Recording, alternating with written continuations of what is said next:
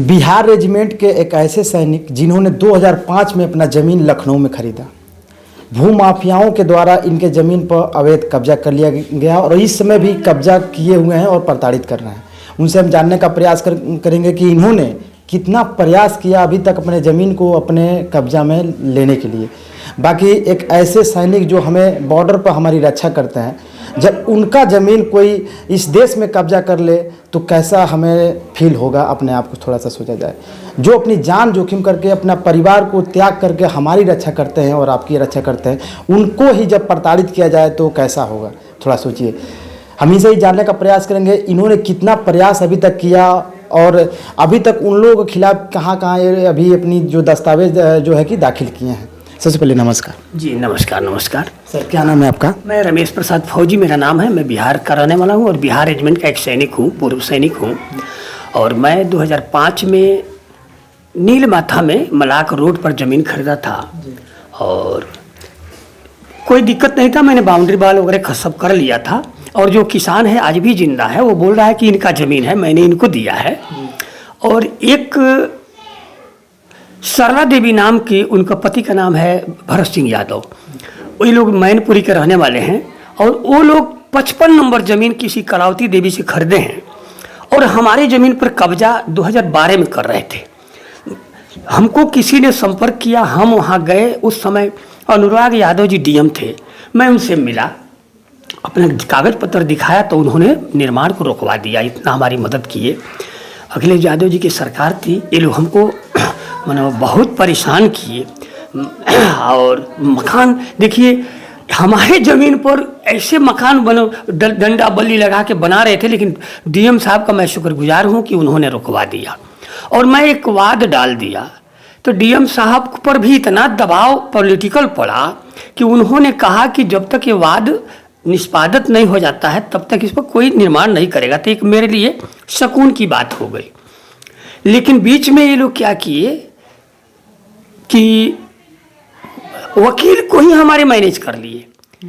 बस 16 से लेके 19 तक वकील हमारे बारे में कुछ, हमारे में केस के बारे में कोई मैंने कुछ किया ही नहीं। बस अदद पैरवी के अभाव में केस खारिज हो गया। मैं सुना फिर गया और केस को चालू कराया। उस समय से इनको कोर्ट से नोटिस जाता है, लेकिन ये लोग मैनपुरी के रहने वाली हैं और इनका पति आर्मी स्कूल में काम करते हैं, भरत सिंह यादव जी, क्या बोलते हैं, नेहरू रोड पर। तो ये आज तक हमारे उस नोटिस को तामील नहीं करते हैं और खाली पुलिस वालों से मिल के चाहते हैं कि किसी तरह से कब्जा कर लें हमारे बाउंड। देखिए, इन्होंने हमने 79 खसरा नंबर में ज़मीन खरीदा है और ये 55 नंबर में खसरा में ज़मीन खरीदी है। लेकिन पुलिस वाले आज तक हमारा दस्तावेज कोई नहीं पढ़ा। सचिन जी थे, चाहे अजय जी थे थाना प्रभारी सुशांत गोल्फ सिटी के, ये लोग हमारे दस्तावेज को सीधे कहते थे आपके दस्तावेज गलत है, क्योंकि अब जरा सोचिए, एक सैनिक जो हमारी रक्षा करते हैं और अंदर जो पुलिस वाले भी हमारी रक्षा करते हैं, मगर एक पुलिस वाले जो है कि हमारे सैनिक की बात नहीं मानते हैं और उनके दस्तावेजों को पढ़ते नहीं हैं। एक कितना दुर्भाग्य है हमारे देश की कि जो सैनिक अपने परिवार को त्याग कर हमारी रक्षा करते हैं, अपनी जान को खतरा में डालकर हमारी रक्षा करते हैं, उन्हीं को देश के अंदर हमारे पुलिस वाले इज्जत और रिस्पेक्ट नहीं देते हैं। जरा सोचिए कितना दुर्भाग्य की बात है। और ये सब कागज जितना देख सकते हैं सब दस्तावेज है। हमें लगता है, अच्छा सर ये बात है कि आपने किन किन अधिकारियों को अभी तक जो दस्तावेज दे? अभी तो देखिए ना, 4/10/22 को हमने मुख्यमंत्री आदित्यनाथ योगी जी को यहाँ गोरखपुर में जाके मैं दिया था, पूरी डॉक्यूमेंट्स दिया हूँ, अब पूरी चीज़ें लिख दिया हूँ। खाली इसको पढ़ लिया जाए तो हमें न्याय मिल जाएगा। कोई आदमी पढ़ ले इसको तो हमको न्याय मिल जाएगा, दिया हूँ। अब उन्होंने भी शायद अग्रेतर कार्रवाई के लिए डीएम साहब को लखनऊ में दे दिया है। अब क्या होता है, भगवान मालिक हैं। हम इसके लिए सर उनको भाई क्या बोलते हैं, देखिए जन सुनवाई में भी दिया हूँ मैं। मुख्यमंत्री जी के पोर्टल में 2-2 बार 3-3 बार चिट्ठी दिया हूँ। ये देख लीजिए, इतनी चिट्ठियाँ मैंने लिखी हैं। ये देखिए सब रजिस्ट्री किया हूँ। हमने कमिश्नर साहब से मिला है, डीजीपी साहब से मिला हूँ, एसीपी, डीसीपी, थाना प्रभारी। मैं देखिए सैकड़ों चिट्ठियाँ मैंने लिखी हैं, सब बाई हैंड डीजीपी साहब से मिला था मैं। कमिश्नर साहब से मिला था मैं, समझे। अब चिट्ठी मिल के दिया हूँ बाई हैंड। उन्होंने क्या बोला? कहा बस क्या कार्रवाई के नाम पर चल रही है, अभी तक मैं झेल रहा हूँ। अभी हमारे व्हाट्सएप पर एक मैसेज आया था कि लखनऊ उत्तर प्रदेश पुलिस हेडक्वार्टर में एक डिफेंस हेल्पलाइन खुला हुआ है। लोक शिकायत में आप अपना कोई भी जमीन संबंधी मानो कोई कब्जा कर रहा है चाहे कुछ भी, तो आप दे सकते हैं। मैं जन सुनवाई में भी वहाँ पे लोक शिकायत में 3 दिन मैं 19/9 को भी जाके चिट्ठी दिया हूँ, फिर 24/9 को चिट्ठी दिया, फिर 28/9 को चिट्ठी दिया, तब वहाँ से मैं घर पे आ गया, मैं बिहार आ गया हूँ। अभी तक पता नहीं चल रहा है जो उसका क्या हो रहा है। बताइए, डिफेंस हेल्पलाइन बना है, उसमें लिखा हुआ है कि त्वरित निष्पादन किया जाएगा, लेकिन अभी तक कुछ समझ में नहीं आ रहा कि हुआ क्या। समझिए, मैं यहाँ से माफियागिरी वहाँ करने तो जा नहीं रहा हूँ। अपनी ज़मीन है, मैं 2005 में खरीदा हूँ, वो अगला कहता है कि हम 2011 में खरीदा हूँ। उसका दस्तावेज, उसके दस्तावेज में क्लियर लिखा हुआ है कि कोई प्रकार का निर्माण नहीं है। अभी मजे की बात समझ लीजिए, सरला देवी मैनपुरी के रहने वाली हैं, इटावा के। उन्होंने एक चिट्ठी लिखा है मुलायम सिंह यादव जी के उस समय, और पूरे अधिकारियों को और पूरे नेताओं को लिखी हैं 10-12 कि मैंने 79, देखिए 55 नंबर खरीदी है दस्तावेज, और लिखती हैं कि 79 नंबर में मैंने 2 बीसा प्लाट बाउंड्री वाल सहित मैंने खरीदा है। अब सोचिए, 79 लिखती हैं, पूरे सिस्टम को गुमराह करके रख दी हैं। दस्तावेज है 55 का और चिट्ठी लिखती हैं 79 में कि मैंने खरीदा है। वहाँ धनंजय शुक्ला जी को भी उन्होंने चिट्ठी लिखा है, धोखाधड़ी एक हेडिंग बना के, उसमें भी लिखी है कि 79 मैंने खरीदा है और मेरे साथ धोखा हो गया है। कृपया धोखेबाजों को, हमारे साथ नंदलाल, कलावती देवी, दिनेश पांडे ने धोखा किया, बिका हुआ जमीन हमको खरीदवा दिया, कृपया इस जमीन को मेरे को दिलवाया जाए और धोखाधड़ी करने वालों पर केस किया जाए। अरे, तो जब आपके साथ आप जानते हो कि धोखा हो गया, आपके पति जानते हैं कि धोखा हुआ, आपका बेटा जानता है कि धोखा हुआ है, आपका पूरा सिस्टम, देखिए पुलिस वाले भी जानते हैं कि इसको धोखा हो गया, लेकिन घूम फिर के पैसा लेके उसी की मदद करते हैं। मैं इसके लिए हाई कोर्ट में भी एक वाद डाल दिया।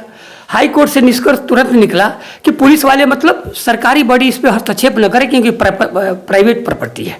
अब सोच लीजिए, इस सारे पुलिस वालों को, सारे माफियाओं का नाम दिया हूँ हाई कोर्ट में, लेकिन इन माफियाओं पर, इन पुलिस वालों पर कोई कार्रवाई नहीं हुआ, और आज तक मैं झेल रहा हूँ। अब लास्ट में मुख्यमंत्री साहब के दरबार में भी गया हूँ, मैं जोगी जी के दरबार में भी गया हूँ, अखिलेश यादव के भी दरबार में जब उनका उसमें भी गया हूँ, वहाँ भी चिट्ठी दिया हूँ, लेकिन पता नहीं समझ में नहीं आ रहा है कि सरकार इतनी सक्रिय है, अब फिर भी हमें कोई हमारे फेवर में कोई आज तक कार्रवाई नहीं हुआ। हमने तो छोटा सा प्लाट खरीदा है। अब माफियाओं का काम है लोगों का जमीन कब्जा करना, किसी के तरफ से उलझुल झुलुल फंसा के, और तो अभी इस पर अब मैं तो किसको बताऊं, सारे सिस्टम को मैंने चिट्ठी लिखा है, लेकिन कोई आज तक संज्ञान नहीं लिया। डीएम साहब से भी मिला हूं, एडीएम से, डीएम से, एसपी, सबको मैं मिला हूं। अब कहाँ जाएगा आदमी? अब तो भाई लास्ट में मुख्यमंत्री साहब से भी मिला हूं, अब देखिए क्या होता है। अब तो भगवान मालिक है हमारा। चलिए, यह मुख्यमंत्री जी से भी मिले आई नो, इनको आस है कि मुख्यमंत्री साहब हमें न्याय दिलाएंगे, और एक सैनिक को न्याय दिलाएंगे, एक फौजी को न्याय दिलाएंगे, एक आर्मी वाले, एक कमांडो को न्याय दिलाएंगे। तो पूर्ण विश्वास है हमारे मुख्यमंत्री योगी आदित्यनाथ, जो बुलडोजर बाबा की सरकार इस समय सक्रिय है, जो भूमाफिया है उनके ऊपर कार्रवाई लगातार कर रही है।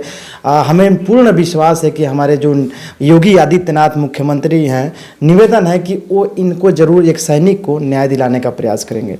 बाकी आपको क्या उम्मीद है, हमारे जो इस समय भाजपा की सरकार है उत्तर प्रदेश में, उससे क्या उम्मीद है आपको? देखिए, अभी भाजपा की सरकार से बात तो अलग है। देखिए, आदमी पर मुनस्सर करता है, ठीक है ना। आज जोगी जी का काम एक अलग पहचान बन गया है, तो हमें, लेकिन एक चीज मैं समझ में नहीं आया, 2020 में दरबार में जाके मिला था और पूरी डॉक्यूमेंट्स दिया हूँ। अच्छा, अखिलेश के दरबार में भी गए थे? अखिलेश यादव के भी दरबार में मिला था 12 में। अच्छा। उनको भी चिट्ठी दिया हूँ। अब 2020 में जोगी जी को भी मैं जाके दरबार में चिट्ठी दिया था। हालांकि ये था कि वो मिले नहीं, लोगों ने लिया, अधिकारी कुछ थे वो लिए, उस दिन कोई व्यवस्था होगी चले गए होंगे।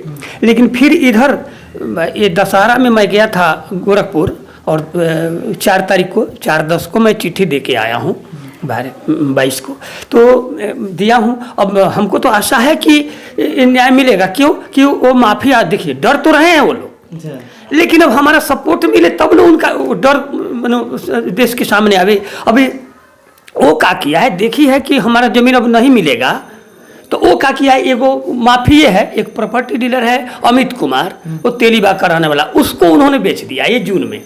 इसी जून 22 को उन्होंने उसको बेच दिया है। और वो देखिए वो क्या किया, खरीद किया, तुरंत लिख दिया ज़मीन बिकाऊ है, समझिए। तब मैं गया, संजोग हमारी ठीक थी कि अनुकृति शर्मा एक IPS हैं, सुशांत गोल्फ सिटी की लेडीज अधिकारी हैं, और वो वहाँ कार्यरत थी थाना प्रभारी के रूप में। उन्होंने हमारी बड़ी मदद की, लेकिन उसी कुर्सी पर बैठ के कोई भी जेंट्स हमारा मदद नहीं किया, लेकिन उन्होंने हमारी मदद की। और जब कागज पत्र दिखाया तब उनको समझ में आ गया कि साला सब माफिया है, ठीक है। और वो बुलाई उस सबको। अब वही एक दो इंस्पेक्टर खड़े थे, कौन थे लोग वहाँ, मैं नाम वो कर तो नहीं बता सकता।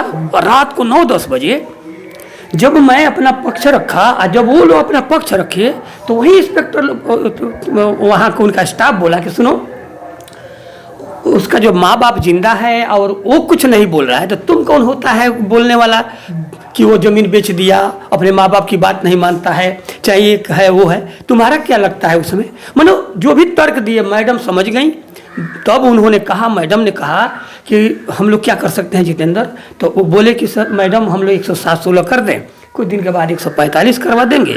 ये लोग कोर्ट में नहीं जाते हैं, ये लोग अपना कोर्ट में जाके फरियाएंगे। ये लोग कोर्ट में इसलिए नहीं जाते हैं, इनके पास कागज तो है नहीं, खरीदे हैं 55, जो कब्जा कर रहे हैं 79 पर, तो थोड़े कोर्ट कहेगा कि कर लो, नहीं करेगी है। आप अभी तरह तरह के लोग क्या बोलते हैं, चिट्ठी के माध्यम से गुमराह करके रखे हैं पूरे सिस्टम को। तो अब वो बोली मैडम को, उन्होंने हमारी मदद की, कहा कि सुनो तुम लोग अभी कोर्ट में जाके फरियाना, लेकिन यहाँ पर आज से उस ज़मीन पर नहीं जाना। वो समझ गई कि यही सब माफिया है, इनको 10 वर्ष से तंग करके रखा है। कोर्ट में इनकी ज़मीन पर नहीं जाना, जाके कोर्ट में फरियाना। अब 107 कर दी हैं, तो मैं थोड़ा सा राहत मिली है, इसलिए कि अभी लोग थोड़ा नहीं जा रहे हैं वहाँ पे। तो अनुकृति शर्मा जी को मैं धन्यवाद देता हूँ कि उन्होंने हमारी मदद की है। तो हमको आशा है कि आज न कल जब जोगी जी पूर्ण समझ लेंगे हमारी बात को, हमारी ज़मीन को, तो हमें न्याय जरूर मिलेगा। देखा जाए तो इनके बातों से और इनका जो दस्तावेज है, अगर अच्छी तरह से जांच कर लिया जाए तो पूर्ण रूप से ये निर्दोष हैं, और जो भूमाफिया हैं जबरन इनके ज़मीन पर कब्जा किए हैं। बाकी इनको सरकार से पूर्ण विश्वास है कि सरकारें हमारे जो कि दुख समस्या सुनेगी और हमें पूर्ण रूप से जो है कि न्याय दिलाएगी। तो बाकी आप लोग इनके बारे में क्या सोचते हैं, और इनके द्वारा जो कि बार बार दस्तावेज दाखिल किया जा रहा है, सरकारी देख रहे हैं कितनी चिट्ठियां सरकार जो है बार बार कुछ अधिकारियों की मिली भगत से भूमाफियाओं को कब्जा करने के लिए न्याय दिया जा रहा है। तो बाकी उन लोगों के बारे में आप लोग क्या सोचते हैं, अपनी राय जरूर रखिएगा। बाकी इनको न्याय मिलना चाहिए कि नहीं, ये आप लोग कमेंट करके बताइएगा। बाकी हमारा प्रयास कैसा लगा ये भी आप लोग जरूर बताइएगा। बाकी नए हो तो हमारे चैनल सब्सक्राइब कर लीजिएगा। जय जवान जय किसान।